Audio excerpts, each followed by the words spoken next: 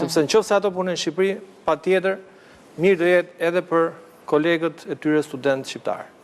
Punojnë bashkë ashtu siç punojnë bashkë edhe në Europë. Po, faleminderit Tol.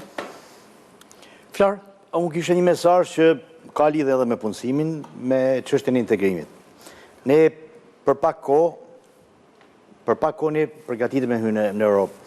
Por që problemi është me hyjë në Europë, po do hyjmë në Europë me armë pa barabarta. Do hyjmë në Europë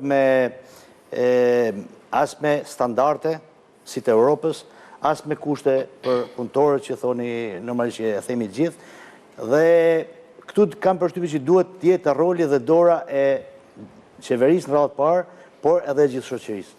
Sepse ne do shkojmë në Europë, do përballemi me paga të tjera, standarde të tjera pune, standarde të tjera jetese që duhet t'i respektojmë.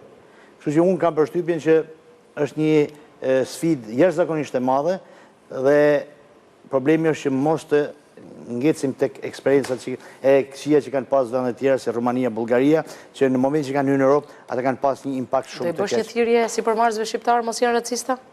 Unë i bëj thirrje sipërmarrësve shqiptarë që janë më të nderumit, që normalisht i marrin barrën e ekonomisë shqiptare, pavarësisht se nuk shpërblehen për as sa punojnë.